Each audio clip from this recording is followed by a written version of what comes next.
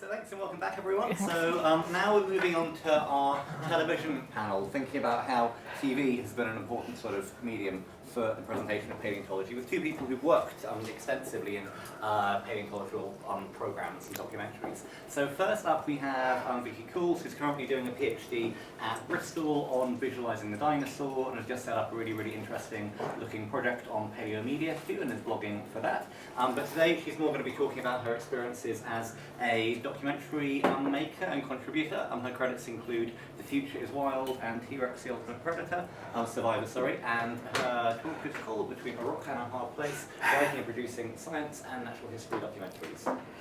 Right, well thank you for coming along. I'll go straight in and talk about why me and what I do.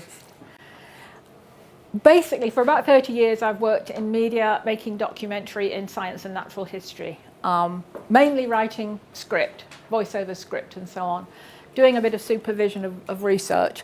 I've also worked as a development producer, which is the path to madness. That's no other role for it.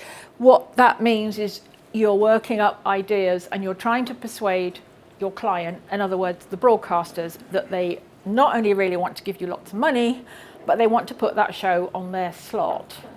So you're going up in competition against the football, the soap opera, the film, and so on. So when you're making documentaries, you're not preparing something for a group of eager young undergraduates who are locked in a room. You've got to be prepared to sort of look around that. So that's my sort of background without going into detail. People say that's very accurate. So I have to be nice. So for me, the client is usually a broadcaster. Occasionally it's a distributor, or it's a combination of several ones. So that's me, and I work in independent film.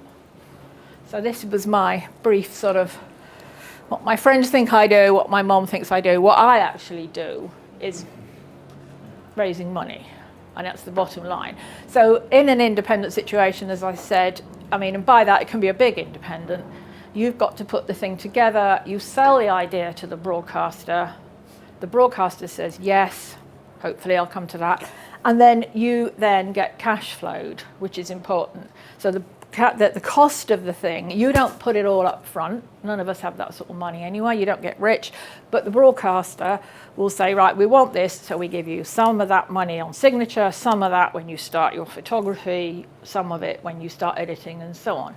So the key is this bit. This is what I've actually spent an awful lot of my time doing. And it can be incredibly soul-destroying for various reasons. What you've got to do is not actually work out what the audience wants.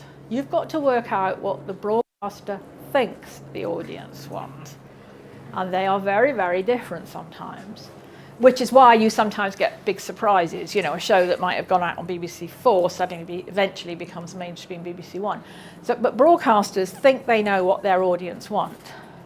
So somebody might come along with a brilliant idea, and I'm, as a development producer, I might go, yeah, I love it, I'd watch it, but I know I can't sell that.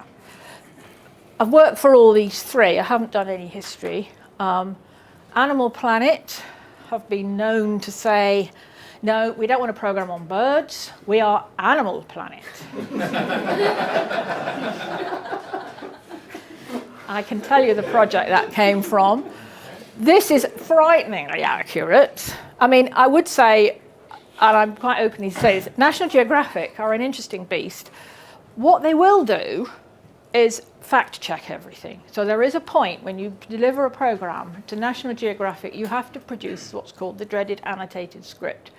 And any claim that you make on a National Geographic program has to be backed up and referenced at a sort of academic level, undergraduate MA type level. So you've got to know your broadcaster. The other thing that happens is you set up personal relationships with all these people, and you just think you're getting somewhere, and we've talked about a project, and they say, yeah, we really quite like that, and then they go, no, we're all changing rows. It's like musical chairs. So somebody from Discovery goes to Nat Geo, and so on. So it's a lot of it is an awful lot of schmoozing, for want of a better word, and then trying to persuade people to give you money. So you send off your proposal, And the reason I said it can be the path to madness is what usually happens is that. In other words, sorry about not getting back to you ever. So you're sending stuff into a black hole. And that's why I said it's self-destroying. And I mean, the hit rate for selling a program as an independent, you could be looking at 1 in 10, 1 in 20. So these are things you work up as proposals. When you're as old and cynical as I am, there are shortcuts you can use, but you have to work these things up as proposals. And usually, now I'm going to be rude about America, so apologies to any Americans, I would call it a promo, a short clip which would show the visual style. The Americans call it a sizzle reel, which, anyway.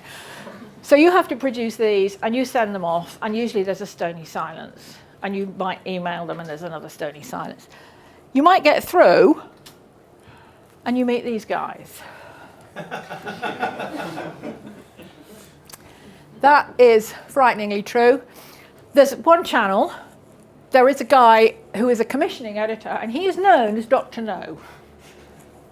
And you go in, you might talk to commissioners and say, I've got this idea, and one of them might say, I really like that, we might be able to do something.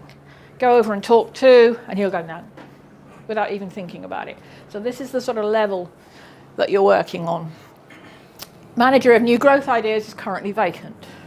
So you're not only fighting what the broadcaster thinks the audience wants, but you've got all this stuff going on around internally within your client. So this I've put up because this is what I do, and I wanted to flag this because some or all of you at some point will work within the media as a consultant, presenter, or both. And I brought this up because I've had my main writing is writing voiceover script. So I'm writing for speech, which, as you know, is a very, very different beast from writing for prose. Now, my art history supervisor is having to drag me kicking and screaming into writing academic prose, took out all my jokes and, all that sort of thing. But I wanted to just flag this. That's probably what I do an awful lot of the time. And that is what my publisher, I have written books as well, and that's what the publishers seem to think you do. I wanted to just flag this as my role in this, because a lot of people, I'm going to say present company excluded, I have worked with people and you get your narration script. And yes, I've worked with David Attenborough, and the last film I did last year was with him. You send that script off to be checked. So you've written something, now you're writing to time code, you're writing to the nearest second, and I use punctuation to guide the narrator. So I send it off to somebody and say, a consultant, you happy with this? And they say, well, yes, but it comes back written in perfect grammatical English. And you have to explain to them, no, and then they come back and say, well, you can't say that line, what you need to say is, and it's 3 times as long, and the picture's already been cut. So when I'm talking about the writing I do in documentary, it's usually at that level. If I'm writing proposals, then it's basically copywriting, which is basically, as you know, sales writing. So you can imagine when I fetched up in the art history department, I have done an MA, so I wasn't completely new to it, but my supervisor had to sort of persuade me that, I was writing for academic readers who were a bit more serious. Now, I have worked on dinosaur programs, and I'm sure a lot of you have met this problem. They want dinosaurs. They don't want anything obscure. They don't want anything the audience won't understand. They want dinosaurs. Now, I did work on T-Rex, the Ultimate Survivor, and another show which was called Dino Deathmatch, not my title. Did things to my central nervous system, and to be fair, the director's central nervous system, but that was insistent. And they just wanted dinosaurs. What then happens, and I'll come back to this in a minute, is on these 2 shows, I was working actually for a bigger company. I was working for Sky. I was working in a company that was temporarily owned by Sky. Great. The person in charge of that wanted these commissions.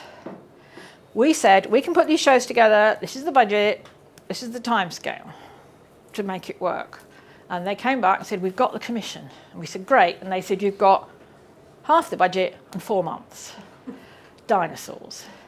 One of them, Dino Deathmatch, was based on the dueling dinosaurs fossil.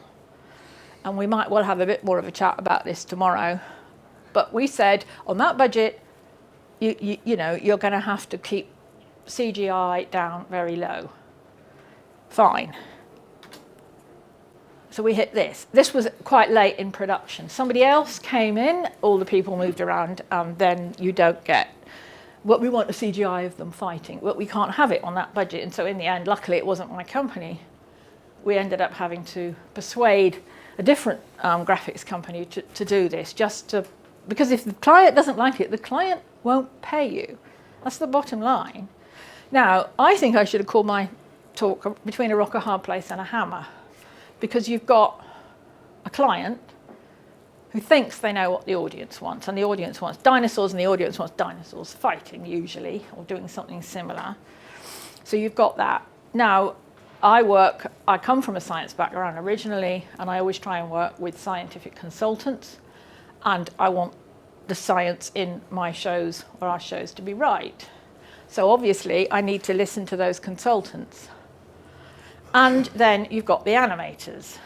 So an animation is expensive, as everybody in this room knows. If you try and make a show about anything to do with prehistoric creatures, you've got to animate them.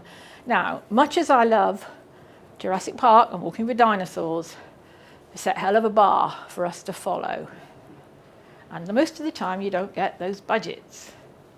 So you've got a client who's seen one or other of those shows and goes, oh, we want our dinosaurs to look fantastic. And of course, you've got an animation company who have got to be solvent, hopefully make a profit, but not go out of business. So you're in that situation. If you remember Life of Pi, which I thought was a lovely film, it was the expression on the cat that I liked the best. Also, that broke the company, Life of Pi. Did it? I didn't know that, but yeah, I can imagine. Yeah. They just wanted to please them.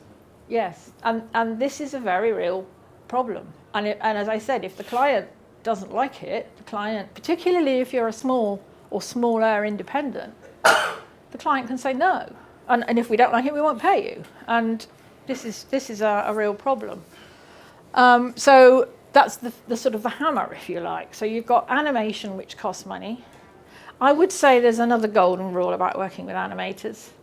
Some of my best friends are animators, but we now work to the rule that if you give an animator a brief, if there's any ambiguity and there's a 50-50 chance of them getting it right or wrong, they'll get it wrong. They will always get it wrong. So you have to be absolutely crystal clear, and you actually have to be absolutely sure of your what we call the sign-off process, the protocol. So who approves the initial designs? How much, at what point does it go to the scientist? Because in an ideal world, of course, the scientists say, yeah, that's great. So you've got this situation, and what I wanted to just do this today was for those of you who are working in the media from consultancy or science side, is to sort of get a feeling of why being a film producer, it does actually drive you to drink, basically, because you've got this conflict all the time. And I've been in cases where you have to say, no, you can't do that. And it's not my decision. It's coming from the client, the broadcaster. So I'll probably come in and talk about this a bit more tomorrow when Dean talks about some work in television. But you've also, I have worked, this National Geographic was the client, and you've also got to allow for, in the cases of both the shows I made, a lot of the ideas that the scientists were coming up with were actually controversial within science itself. And of course, you know, I don't like to make all the paleontologists froth at the mouth, but issues were raising like Nanotyrannus. Was it a juvenile T-Rex? Was it a Nanotyrannus? And was the T-Rex, Y-Rex, did it have a broken tail or not, and so on. But you have to actually show, if you're in that situation, you have to show both sides of it. So you've got a client who is not familiar with the subject and wants to make money and get an audience. You've got scientists who quite rightly want to make sure that everything you say is right. You've got animators where if you ask them to do something else, the finance director will have a fit of the vapors and say, oh, lots of sucking of teeth. And in the end of that, you've got to produce a show, and then you might end up with this sort of thing. From New Scientist, some of you might have seen that. So these things creep in. I think my favourite is Brachiosaurus should not be wearing a hat. Pterodactyls did not breathe fire. But even now, I know of a production, which I don't think anyone in the room is... I don't think anyone in the room's working on, as far as I know, where I know one of the science consultants who is saying, oh, they keep asking, you know, even weeks ago, they keep coming back to me and saying, can we do this? And I'm having to say, no, because that animal didn't live with that. But it would make a brilliant story. Yeah, but no. So you can see from my world, in that world, I wanted just to give you a sense of why, if you are working on a series or a show, sometimes your writer, producer, director, editor might look a bit ragged and a bit tetchy and a bit sort of fraught. So I'm going to leave you with that one. And basically take questions. And as I said, I'm happy to go into more specific details when we talk tomorrow afternoon. But if anybody's got any general questions on the process or whatever, I'm happy to open it up.